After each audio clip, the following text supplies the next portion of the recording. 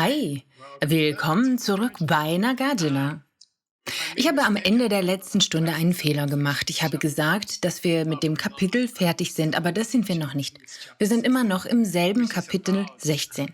Es geht darum, an Sansara gekettet zu sein und dann das Nirvana zu erlangen, was bedeutet, die Ketten loszulassen und von Sansara loszukommen.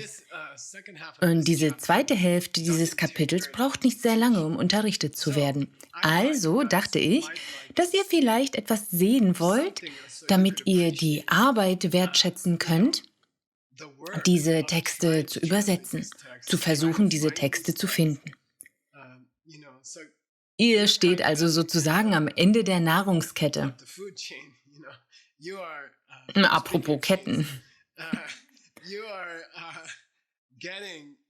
Ihr bekommt all diese Informationen, all diese Lehren, weil andere Leute so hart gearbeitet haben, um die Bücher zu finden, um die Bücher zu katalogisieren, die Bücher zu scannen, die Bücher einzugeben, die Bücher zu speichern. Ich spreche von ALL und all der schwierigen Arbeit, die sie leisten. Mein Teil ist also der einfache Teil. Ich erkläre einfach etwas.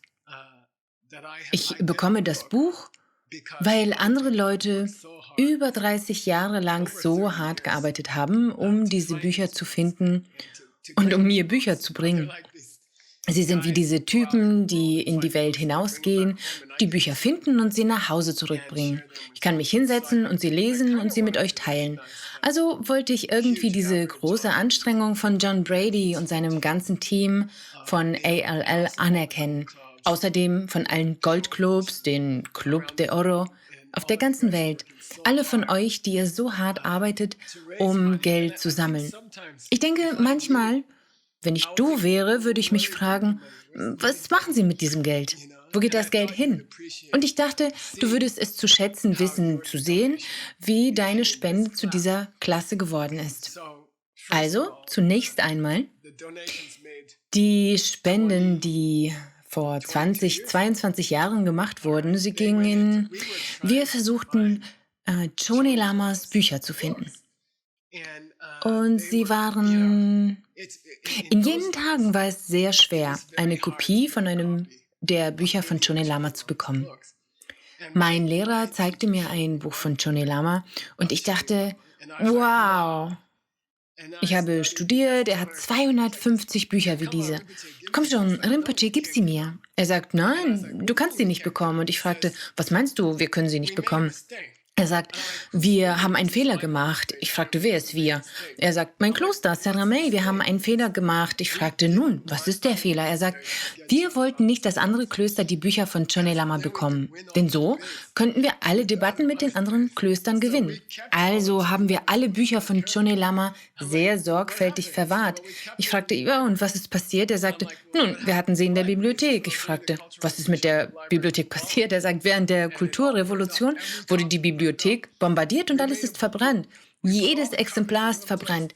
Wir haben einen Fehler gemacht. Wir haben alle Kopien an einem Ort untergebracht, sodass niemand sonst, naja, wahrscheinlich ist das Karma, niemand sonst konnte sie bekommen, dann sind sie alle verbrannt. Wir sind dann weggelaufen. Deshalb unterrichte ich dich jetzt. Also haben wir angefangen, nach Chone Lamas Bücher zu suchen, nach irgendwelchen Kopien von Chone Lamas Büchern und schließlich ist der Jason Dunbar, der ein großartiger ALL war, ein früher Arbeiter für ALL, nach Tibet gegangen. Er ging zum Chone-Kloster und er hat gebettelt um Scans von Chone Lamas Büchern und er bekam sie. Er hat sie alle bekommen und ich möchte euch hier eines zeigen. Und weißt du, in jenen Tagen waren Kopiergeräte in Ost-Tibet im Bezirk Chone, sie waren nicht besonders gut. Aber ihr könnt sehen, dass dies eine ziemlich coole Schnitzerei ist und so sieht sie aus. Das Endpapier, die seitlichen Buchstaben auf der linken Seite, sie sagen Tzatek. Das bedeutet,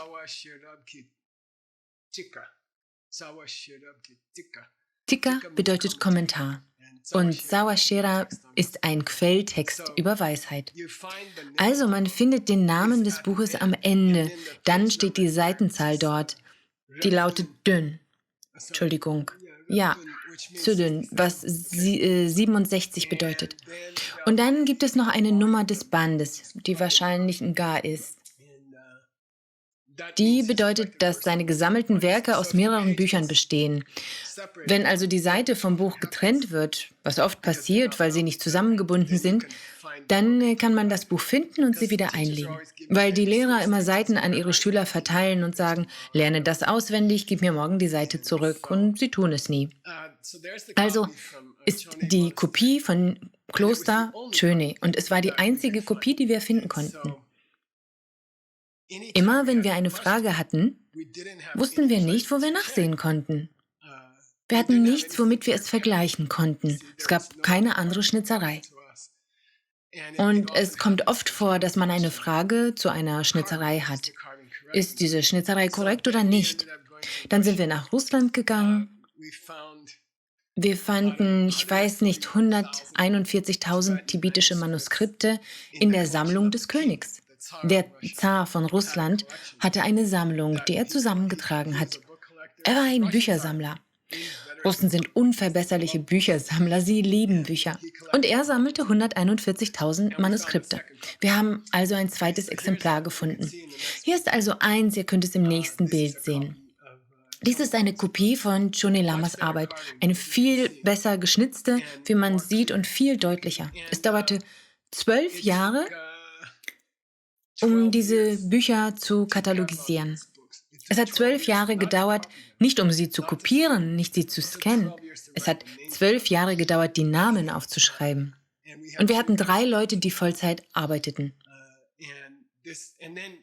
Irgendwann haben wir dann gesehen, dass wir etwas im Vertrag stehen hatten, das besagte, dass wir Kopien von den Büchern unseres Klosters machen dürfen. Wir haben die Erlaubnis bekommen, Kopien zu machen. Lass mich diese Kopie noch einmal sehen.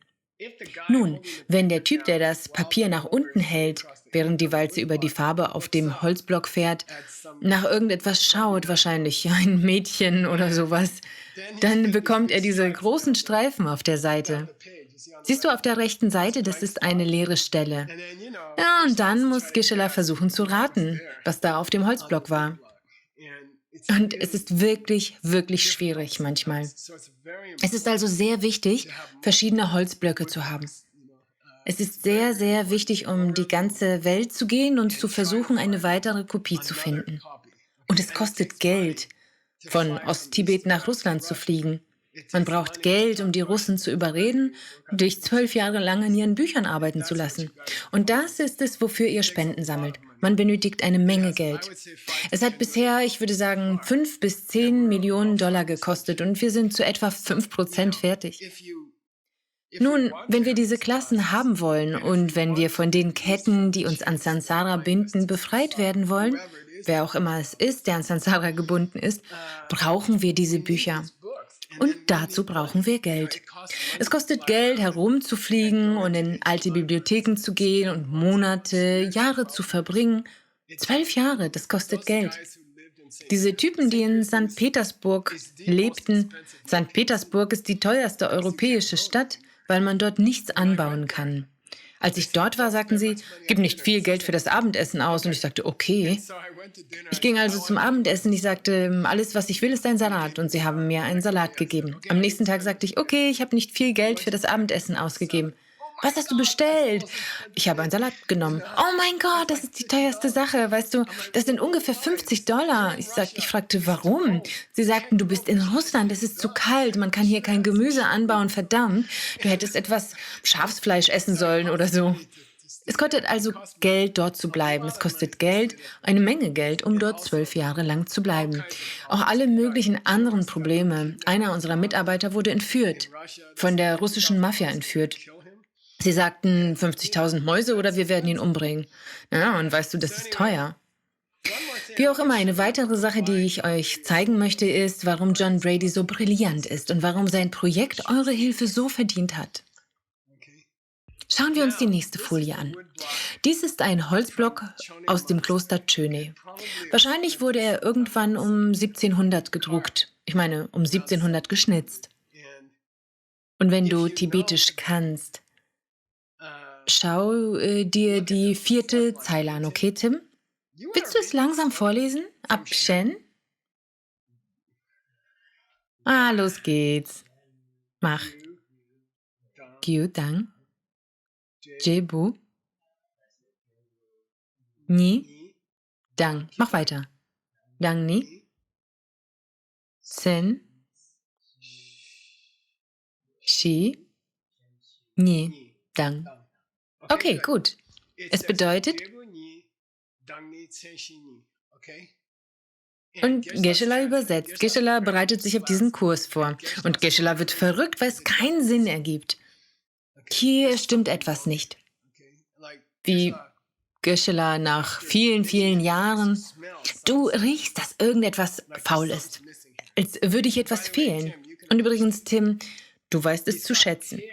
Er hat hier Paare, er hat Teile von Paaren. Er hat Gyu und das andere. Ursache und Wirkung. Später hat er Zorwa und Zorwapo, das Gefühl und den Fühlenden.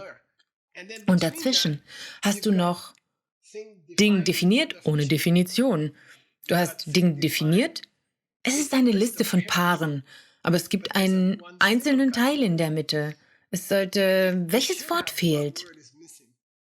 Dies ist, was definiert ist. Wir brauchen das Wort für Definition. Seni. Seni fehlt hier. Also Geshe-la verbringt also 3 Stunden. Er müht sich ab, müht sich ab und dann sagt er, der verdammte Block. Mit dem Block stimmt etwas nicht. Dieser Typ hat auch irgendwo hingeschaut und hat Definitionen nicht geschnitzt. In den Block, weißt du? Und? Was macht Geshe-la? Ja, ich muss den anderen Block suchen gehen, aber wenn ALL das Geld nicht hat, um nach St. Petersburg zu fliegen und dort 12 Jahre lang zu bleiben, werde ich keinen zweiten Block haben, verstanden? Deshalb brauchen wir den Gold Club. Deswegen müsst ihr den Gold Club unterstützen. Auch nur $5, nur $1. Wenn es genug Mäuse gibt, können sie die Titanic aufhalten. Das ist die ganze Geschichte mit dem Gold Club. Es sind nicht die großen, reichen Leute. Es ist ein Haufen von Kleinen, die $1, $5, $10 geben. Und dann halten wir die Titanic oben. Also, ich möchte mit dir spielen. Geshe-la hat entschieden, dass etwas in dem Block fehlt. Geshe-la ging zum zweiten Block. Lasst ihn uns ansehen. Übrigens, ich habe das heute Morgen im Auto gemacht. Jetzt, Tim, lies die 3. Zeile. Senidang. Senshi-ni. Ja, was ist da? Das Wort, das Geshe-la vorhergesagt hat, sollte dort sein. Da steht Definition. Seni und Seshi. Geh zurück, mach es groß. Jetzt. $100. Wie zum Teufel haben Sie den Holzblock ausgetauscht? Jemand hat ihn vor etwa 200 Jahren korrigiert. Jemand saß dort, wie Geshe-la, 3 Stunden lang und sagte, dass hier etwas falsch ist. Und dann haben sie es korrigiert. Aber wie korrigiert man einen Holzschnitt?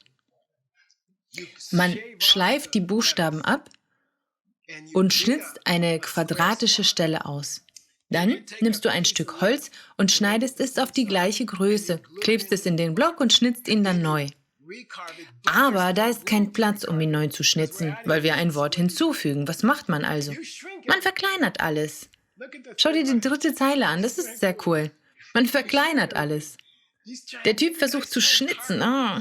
Hey, könntest du einfach 2 weitere Wörter einfügen? Was? Komm schon, du schaffst das. Und du kannst diesen Typen sehen, wie er da sitzt und schnitzt.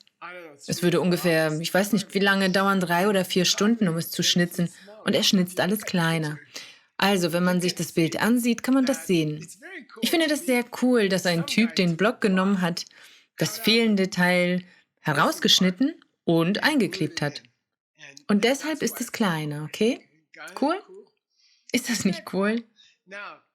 Also, wenn der Goldclub keine Leute nach St. Petersburg in die Bibliothek schickt, dann kann ich dir das Buch nicht erklären, denn irgendetwas stimmt nicht mit dem Buch, richtig? Und dann ist es für immer falsch. Wenn wir es nicht in Ordnung bringen, jetzt, vertrau mir, kümmert sich niemand mehr darum. Okay? Also, ich finde, das ist cool. In Ordnung, jetzt gehen wir zu dem unmöglichen Buch. Das Buch ist so schon nicht machbar, aber wenn da Wörter fehlen, wird es noch ein bisschen schwieriger.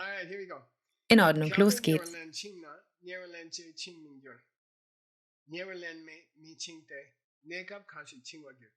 Vergesst nicht, dass wir davon sprechen, angekettet zu sein. Tsinghua bedeutet angekettet, richtig? Angekettet, wer ist angekettet an was, nebenbei bemerkt? Wir sind woran gekettet? Das hier, Geist und Körper, hoppla, das ist durcheinander. Okay, wir sind an einem verpfuschten Körper und Geist gefesselt. Wir sind an einem sterblichen Körper gekettet. Und das sind die Geist gekettet, Huch. Und das sind die Ketten, verstanden? Wer ist angekettet? Michael. Okay, Michael ist gefesselt an einen kaputten Körper und Geist. Okay. Ist Michael die Kette? Nein, ich meine, man kettet jemanden an eine Wand in einem Kerker, richtig? Du kettest einen Gefangenen an die Wand. Ist die Kette Teil der Wand oder ist die Kette ein Teil des Gefangenen? Weder noch, ich meine, sie ist zwischen dem Gefangenen und der Wand, richtig? Verstanden?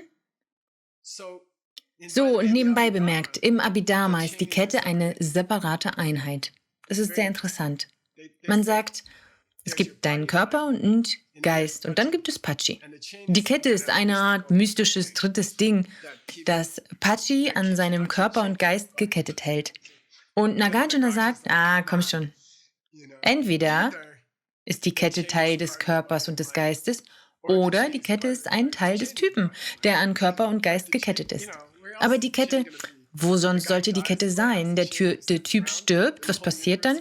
Die Kette liegt einfach herum? Ist das dann das ganze Universum mit Ketten gefüllt, wisst ihr? Wer wird denn da angekettet? Wer ist angekettet? Und dann, ich springe zu dieser Zeile, 100 Dollar. Gom. Für 100 Dollar. Ja, er hat recht. Es ist nicht Meditation. Nein, das hat nichts mit Meditation zu tun. Wir haben es ungefähr 100 Mal gelernt, aber sehr ähnliche Schreibweise und genau die gleiche Aussprache, weil es eine Vorsilbe hat. Für 50 Dollar gebe ich dir einen Hinweis. Es kam vorher. Es kam im 2. Kapitel vor, für 25 Dollar. Laufen, ja, 25 Mäuse für Gelze. Wahnsinn. In Ordnung, du hast geschummelt, okay. Das ist in Ordnung, sag es mir nicht. Ja, laufen. Was hat das mit Ketten zu tun? 100 Dollar. Ja, warte, er zeigt es mir. Ja, hier. Wo ist der... Ja, wo ist dieser Teil? Okay, da ist ein Teil des Weges, den du gegangen bist. Da ist ein Teil des Weges, den du noch nicht gegangen bist. Der Teil des Weges, auf dem du gehst, soll irgendwo dazwischen liegen, aber du kannst es nicht genau bestimmen. Das ist sehr ähnlich der Idee mit den Ketten.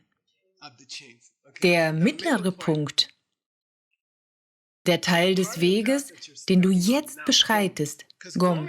Weil Gom ist immer aktiv. Schreiten, es ist nicht wirklich gehen. Es ist den Fuß auf den Boden zu setzen. Wo ist der Teil deines Weges? Wo ist der genaue Teil des Weges im gegenwärtigen Augenblick? Wo ist der gegenwärtige Moment? Dort befindet sich die Kette. Verstanden? Das ist doch cool, oder? Wo ist die Kette? Oh, es ist wie auf halbem Weg zwischen dir und deinem Körper und Geist. Also, sagt Nagarjuna, verstanden? Auf halbem Weg zwischen dir und deinem Körper und deinem Geist. Also, lass uns die Sprache hier machen. Wenn du an deinen Körper und deinen Geist gekettet bist, dann bist du nicht angekettet.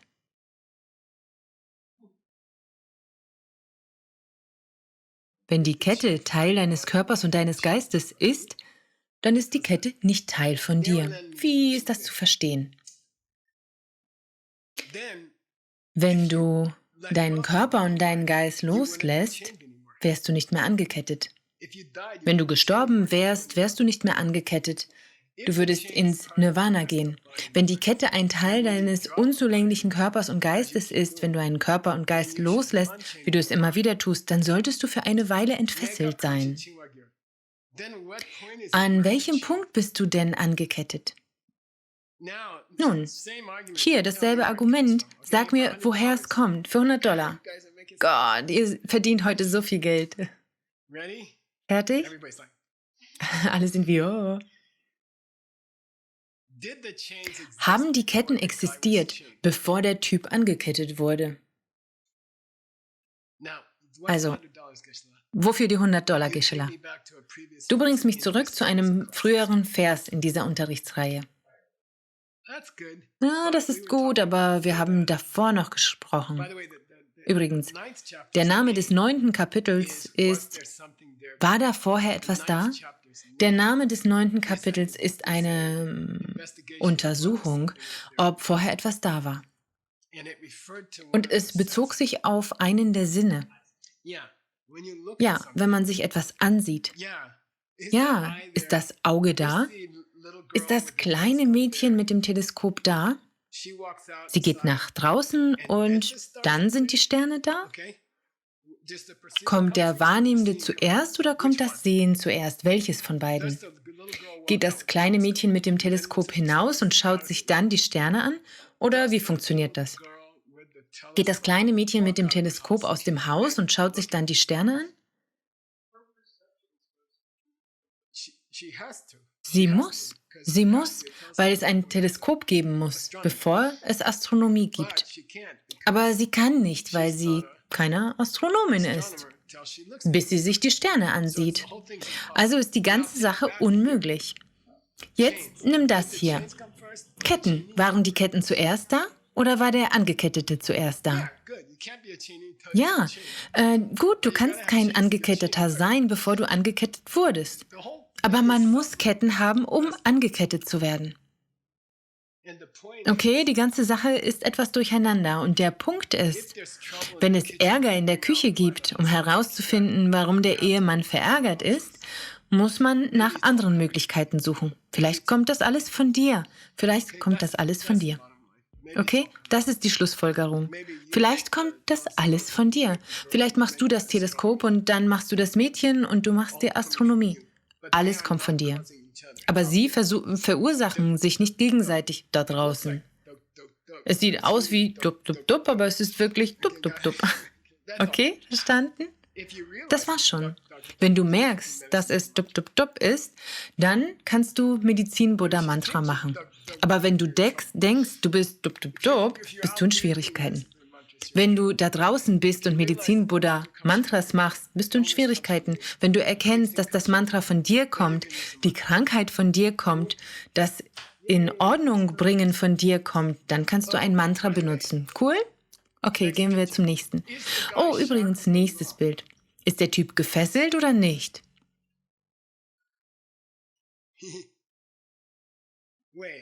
Warte, nein, den Typ davor. Ist dieser Mann gefesselt? Nein, weil es noch keine Ketten gibt. Deshalb müssen die Ketten zuerst kommen, richtig? Ah, vergiss es. Nächster Vers.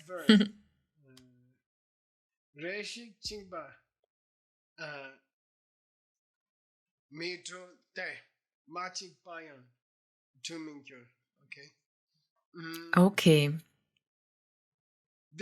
das ist sehr subtil. Hier steht, Reshik bedeutet vorläufig. Vorläufig, für den Moment. Für jetzt. Du kannst deine Ketten nicht ablegen. Schauen wir mal. Es ist so, schau. Schau, du kannst deine Ketten nicht abnehmen. Warum? Erstens, es ist so, zuallererst, Nagarjuna, zuerst einmal, du kannst deine Ketten nicht ablegen. Du kannst diese Ketten nicht ablegen.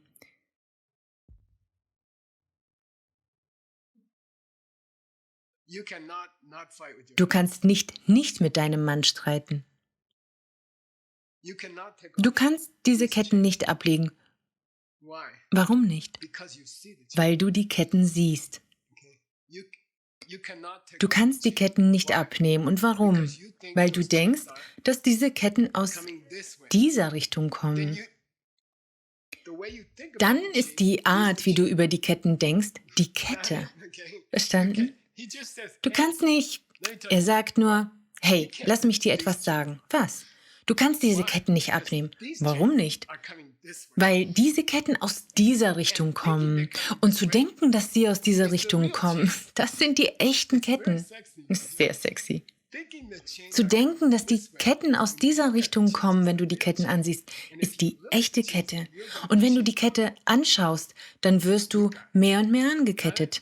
Habt ihr das verstanden, Leute? Sehr sexy. Selbst wenn ich dir die Ketten abnehme, würdest du immer noch angekettet sein. Okay, kapiert?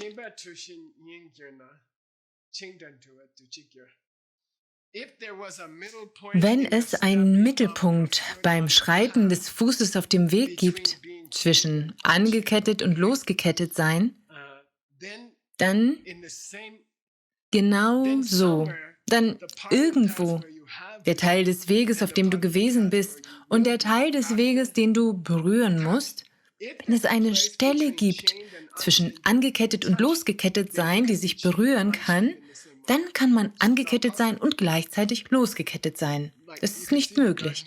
Du siehst Nagarjuna, wie er... Wir können einen Tanz machen, so eine Art hawaiianisches Ding, okay?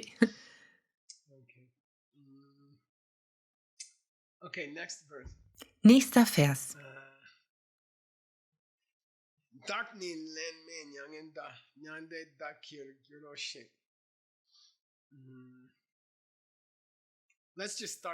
Beginnen wir einfach mit den ersten beiden Zeilen, denn das wird schwer. Das wird schwierig.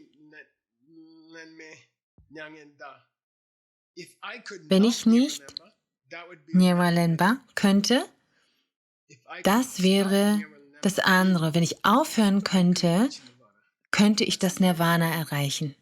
Was ist Nirvalenpa?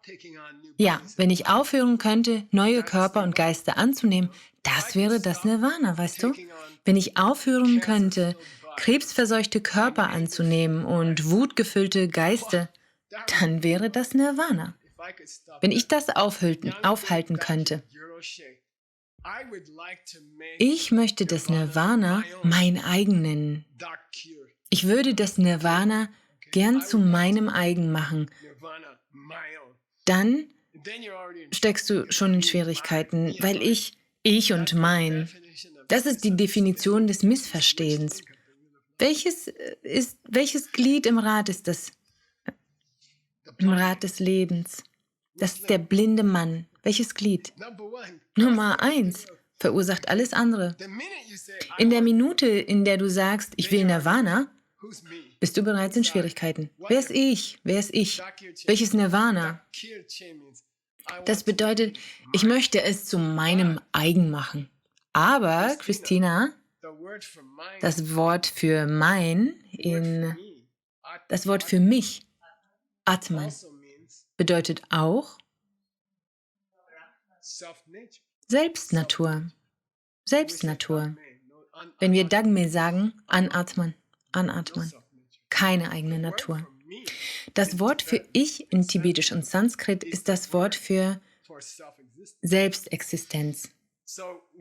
Wenn Nagarjuna also fragt, hey, was willst du tun? Ich möchte das Nirvana erreichen. Was willst du im Nirvana tun? Ich möchte es zu meinem eigen machen. Oh ja, selbstexistierendes Meins. Ja, cool. Verstanden? Atman. Ich möchte, dass der Atman des Nirvanas mir gehört. Aber der Atman existiert nicht, denn Atman bedeutet Selbstnatur. Dein Wunsch, das Nirvana zu deinem eigen zu machen, ist nur eine fortgeschrittene Form des Missverstehens. Wow. Dein Wunsch, das Nirvana zu deinem eigen zu machen, ist Glied Nummer 1 im gottverdammten Rad des Lebens. Ja. Ich möchte aus dem Rad des Lebens aussteigen. Ja, okay, wie? Ich werde das Nirvana zu meinem eigenen machen. Ja, cool, das ist das erste Glied im Rad des Lebens. Verstanden? Ihr solltet lachen. Ich weiß nicht, was hier los ist. Lass es uns noch einmal machen. Ich möchte aus dem Rad des Lebens aussteigen. Ja, wirklich? Was willst du denn machen? Ich würde das Nirvana zu meinem eigen machen. Oh ja, das ist das erste Glied im Rad des Lebens. Sehr, sehr gut, sehr gut. Okay, habt ihr es verstanden? Es ist irgendwie lustig.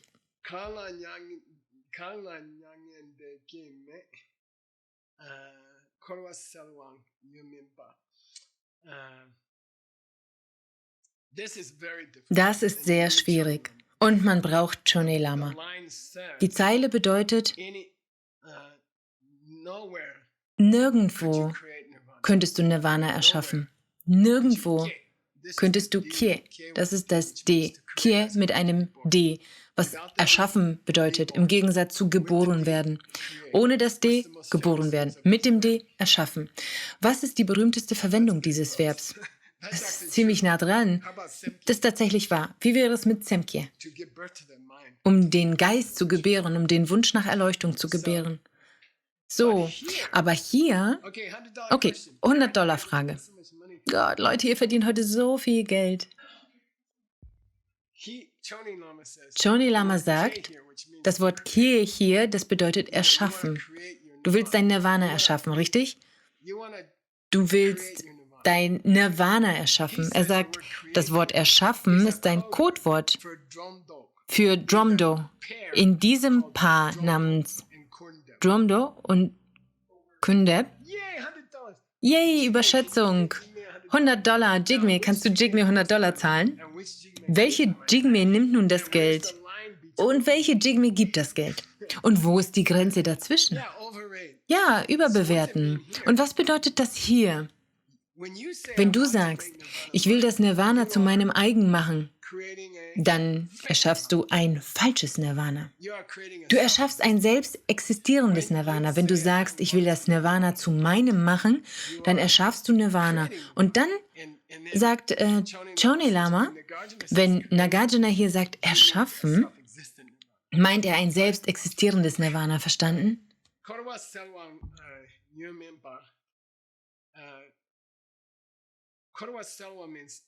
Korwa Selwa bedeutet, du könntest das Nirvana auch nicht entfernen. Selwa hier, was früher Ajate bedeutete, für $100. $100, verdammt, fahren. Davor bedeutet es Selwa, fahren, die Existenz einer Sache. Hier bedeutet es Selwa, wie klares Licht Selwa, entfernen. Wenn du versuchst, ein Nirvana zu schaffen, das selbst existent ist, dann wäre das auch ein Nirvana, das immer dasselbe sein würde und niemals wirklich sein könnte. Was bedeutet das, was Nirvana ist? Was glaubst du, was Nirvana ist? Das bedeutet, wer fragt?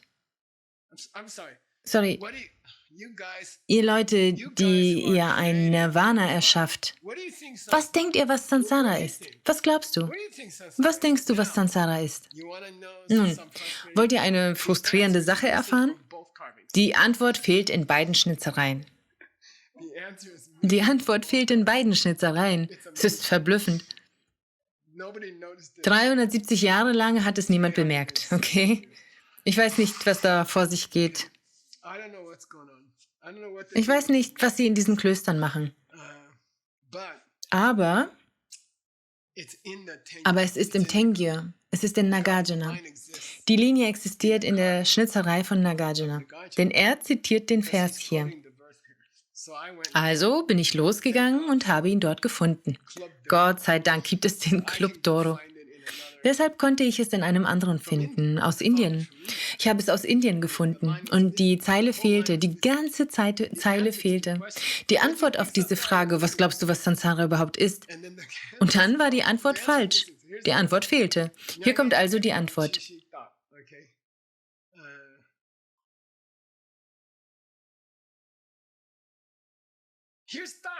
Hier ist Tag. Ja, okay. Was zum Teufel hast du dir einfallen lassen in deinem Geist, als du dich gefragt hast, was zum Teufel Samsara ist? Was hast du herausgefunden, als ich dich gefragt habe? Wir reden über Nirvana, richtig? Das ist die Freiheit von Samsara. Aber wenn ich dich frage, was zum Teufel Samsara ist, fängst du an, mit Tak herumzuwandern. Ein dummer Pariksha. Du hast dich falsch entschieden bei deiner Prüfung, verstanden? Du hast ein Estupido Pariksha gemacht. Ein Pariksha Estupido. Du hast ein dummes Pariksha gemacht. Okay, habt ihr es verstanden, Leute? Das ist die fehlende Zeile. Vielleicht war es unhöflich und er wollte es nicht haben. Schauen wir uns das Bild hier an. Bitte erklärt mir das Bild. Es ist ein Roulette-Rad. Worum geht es hier? In deinem Streben nach Nirvana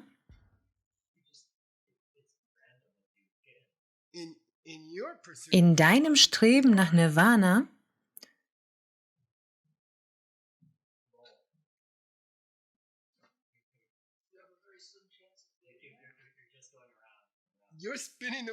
drehst du wieder das Rad. Die Art und Weise, wie du Nirvana anstrebst, dreht Samsara wieder an. Ja, okay, cool, gute Arbeit. Dein Streben nach einem Nirvana für mich dreht Samsara wieder. Herzlichen Glückwunsch. Dein Streben nach Nirvana dreht Samsara weiter. Genau darum geht es hier. Und ich möchte sagen, ich möchte euch keine Angst einjagen, aber Medizin-Buddha-Mantren auf die falsche Weise zu sagen, würde dich krank machen. Es könnte dein körperliches Leiden verlängern. Ich sage nicht, dass du Krebs bekommst, wenn du Medizin-Buddha-Mantren sprichst. Das sage ich nicht. Aber was ich sage ist, dass es möglich ist, sie auf eine falsch verstandene Art und Weise zu tun, was die Krankheit aufrechterhalten würde. Es würde Samsara eher drehen, als das Rad zu stoppen. Das ist schwer. Das ist ziemlich schwer. Wir müssen verstehen, dass, damit die Mantren funktionieren, wir bereits Leben schützen müssen. Sonst funktioniert das Mantra nicht. Und dann wirst du sterben, während du Mantren sprichst. Verstanden? Okay, es ist ein guter Zeitpunkt oder ein depressiver Zeitpunkt, um... Ja, Frage? Jigme sagt, das würde bedeuten, dass es besser wäre, überhaupt keine Mantren zu sprechen? Ja, das ist eine gute Frage. Ja, Geshe-la, bedeutet das, dass ich aufhören sollte, Mantren zu sprechen, wenn ich die Lehrheit nicht verstehe? Nein, du solltest weiter Mantren sprechen. Warum? Denn wenn du die Mantren, die du hast, sprichst, hast du eine grundlegende gute Absicht. Und diese grundlegende gute Absicht wird dir später helfen, die Lehrheit zu verstehen. Wenn du also nicht verstehst, wie das Mantra funktioniert, mach weiter mit dem Mantra, denn es kann dir helfen, zu verstehen, wie das Mantra funktioniert. Aber sei nicht zu langsam beim Verstehen, wie das Mantra funktioniert, weil du zuerst sterben wirst. Wirklich, im Ernst, kein Witz. Aber ja, jedes Mal, wenn du ein Mantra sprichst, ist das ein guter Samen, vielleicht für ein zukünftiges Leben, wenn du nicht gleichzeitig an der Lehrheit arbeitest. Also mach deine Mantren eine halbe Stunde lang, lies für 10 Minuten Nagarjuna, komm zurück zu deinen Mantren für eine halbe Stunde. Das ist ein gutes Gleichgewicht. Aber ignoriere Nagarjuna nicht und sage, ich werde den ganzen Tag sitzen und Mantren sprechen, denn es ist sehr gut möglich, dass du sterben wirst, bevor du den Nutzen aus den Mantren ziehst. Oder du jemandem hilfst. Also streue weiter den Zucker von Nagarjuna. Und sag nicht, es ist zu schwer für mich. Denn Samsara ist schwer und du musst es herausfinden. Okay, alles klar. Lerne Sanskrit. Yay, lass uns über Sanskrit sprechen. Samsara. Hey, hast du das verstanden? Okay, ja, die Aussprache ist Samsara. Was ist das für eine Notiz da unten am Rand? Bitte sprecht dies nicht als Samsara aus. Das ist ein Irrtum bezüglich des M mit dem Punkt darunter. M mit einem Punkt darunter ist nicht M. Sie hatten einfach keinen anderen Buchstaben. Es tut mir leid. Also bitte, es ist nicht M. Es ist M mit einem Punkt darunter. M mit einem Punkt darunter bedeutet, wie diese Franzosen, wie weil sie die ganze Zeit so reden.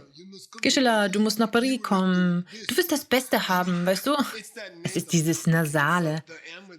Also das M mit einem Punkt darunter bedeutet einfach Sansara, Sansara. Sag nicht Samsara. Es passiert, ich weiß es nicht, die Briten haben diesen Fehler gemacht und der blieb hängen. Alle fingen an, Samsara zu sagen. Samsara. Klingt wie ein Name für Männer, oder? Hey, das ist mein Freund Samsara, okay? Und das ist besonders irritierend für mich. Übrigens, vor kurzem hat jemand ein Video veröffentlicht mit meinem Bild darin und das Sanskrit war komplett falsch geschrieben. Bitte mach das nicht, das macht mich verrückt. Wenn du also meinen Namen und mein Bild benutzen möchtest, bitte, bitte, bitte, bitte lass es mich zuerst überprüfen. Und jemand anderes hatte komplett falsches Tibetisch geschrieben, an der gleichen Stelle. Also, bitte, bitte. Ich fühle, vielleicht kannst du sehen, dass ich Leidenschaft für diese Sache empfinde. Okay. Sri Lanka ist auch falsch geschrieben.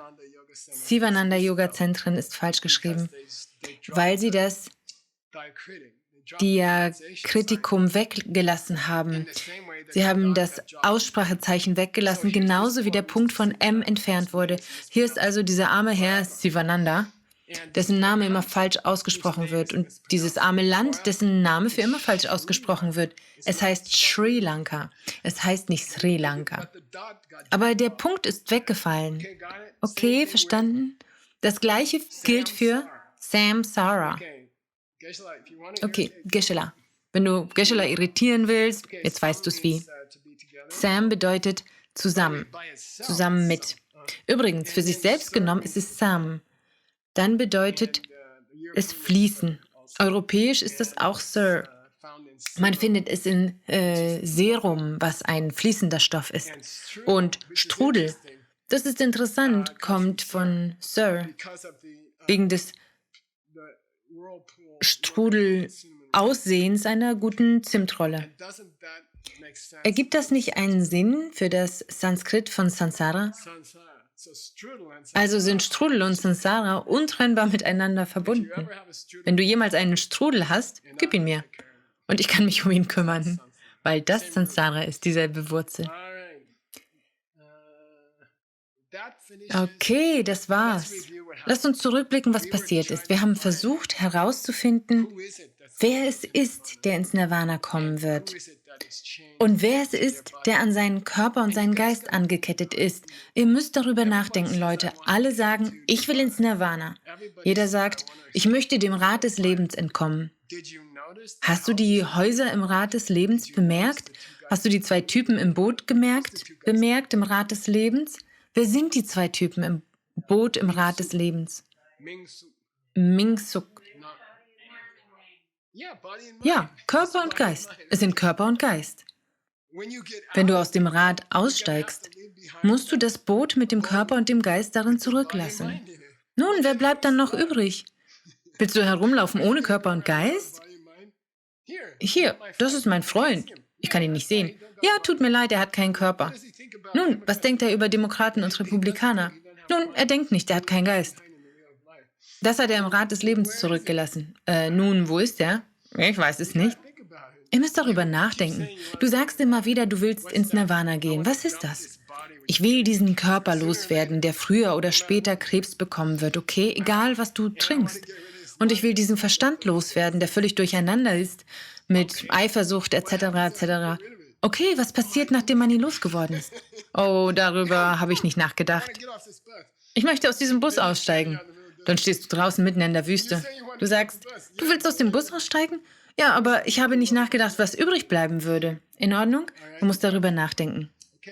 Okay, wir sehen uns in der nächsten Klasse.